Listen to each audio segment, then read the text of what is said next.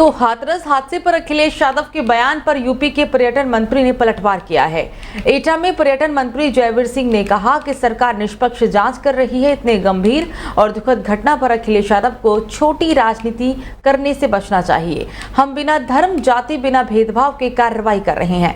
जयवीर सिंह ने आगे कहा कि सैफई वाले मुगलिया सोच वाले लोग हैं। लोग चुनाव के दौरान मैनपुरी में महाराणा प्रताप का अपमान किया था। मुगलिया सोच के चलते महापुरुष का अपमान किया। महाराणा प्रताप की मूर्ति पर लगे भाले की नोक सैफई की तरफ है। सैफई वाले महाराणा प्रताप की भाले की नोक से डर गए हैं। जो भी बयान आ रहे हैं सब लोग चिंतित तो स्वाभाविक है कि यार एक बहुत बड़ी घटना हुई है जिसमें लगभग 120 से ज़्यादा लोगों की जाने गई हैं। ऐसी दुखद घटना पर स्वाभाविक रूप से सारे लोग दुखी हैं, चाहे राजनीतिक लोग हो गैर राजनीतिक लोग हो, सबका स्वाभाविक दुख है।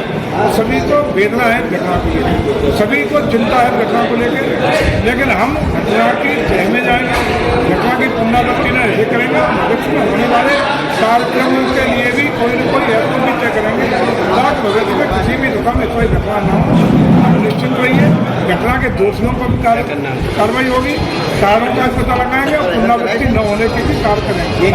आपको कहीं लगता है कि प्रशासन की चूक जरूर रही है इसमें कहीं ना कहीं? देखिए, उस पर कोई टिप्पणी करना इसलिए उचित नहीं है क्योंकि जुडिशियल इंक्वायरी उसकी हो रही है जिसमें माननीय हाईकोर्ट के रिटायर्ड जस्टिस। तो प्रयागराज विकास प्राधिकरण का बुलडोजर गौस नगर की उस जमीन पर चल गया जहां कुछ दिन पहले छीनी गई जमीन पर दोबारा से कब्जा कर अवैध प्लॉटिंग की जा रही थी। इस संबंध में हालांकि समाचार चला है तब प्रकाश में आया कि किस तरह से माफिया प्रशासन द्वारा अब जमीनों पर एक बार फिर से कब्जा कर रहे हैं।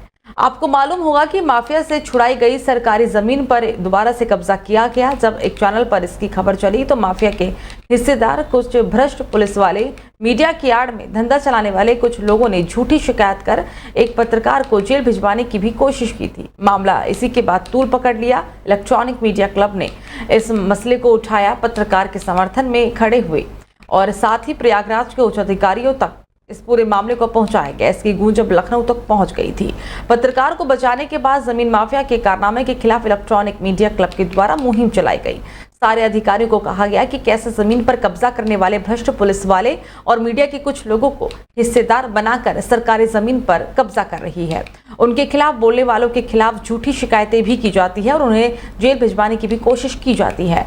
सारी बात से अवगत होने के बाद मंडल आयुक्त विजय विश्वास पंत और प्रयागराज विकास प्राधिकरण के उपाध्यक्ष अरविंद चौहान ने जांच बैठा दी। जांच के बाद जमीन माफिया का सारा कच्चा चिट्ठा खुल गया और अतः प्रयागराज विकास प्राधिकरण के अधिकारियों ने जमीन पर बुलडोजर चलवाकर दीवारें गिरवा दी और कब्जे को भी हटवा दिया है। तो बहराइच में कई जिलों के डीएम रह चुके आईएएस अधिकारी डॉक्टर दिनेश चंद्र संबंधों को भी अब भावनाओं से निभाते हुए नजर आए हैं। अपने प्रशासनिक दायित्वों और व्यक्ति दिनचर्या में भी आईएएस अधिकारी डॉक्टर दिनेश चंद्र न सिर्फ आवाम से जुड़े रहते हैं बल्कि अपने व्यक्तित्व से जुड़े संबंधों को भी बेहिचक निभाते हैं। डॉक्टर चंद्र पूर्व अपनी तैनातियों के जिले में बने संबंधों को भी अपनी भावनाओं में सहेज कर रखते हैं, जिसका उदाहरण अब समय समय पर उनके दायित्व बोध से भी होता रहता है। दरअसल एक बार फिर से बहराइच जिले के लोकप्रिय पूर्व जिलाधिकारी डॉक्टर दिनेश चंद्र एक साल बाद दोबारा बहराइच पहुंचे। डॉक्टर चंद्र बीजेपी जिला अध्यक्ष ब्रजेश पांडे के विश्वेशगंज स्थित आवास पर पहुंचे। उनकी माताजी के निधन पर श्रद्धांजलि अर्पित की और शोक संवेदना भी व्यक्त की। बहराइच के बाद सहारनपुर में डीएम जैसे महत्वपूर्ण पद की जिम्मेदारी निभाने के बाद मौजूदा समय में उन्हें किसानों से जुड़े महत्वपूर्ण गन्ना विभाग में सचिव एवं आयुक्त की जिम्मेदारी शासन ने सौंपी है। बावजूद इसके डॉक्टर चंद अपने शुभचिंतकों के सुख दुख में उनके घर भी पहुंचकर अपनी भावनाओं और संवेदनाओं को व्यक्त कर अपनेपन का एहसास दिलाते रहते हैं।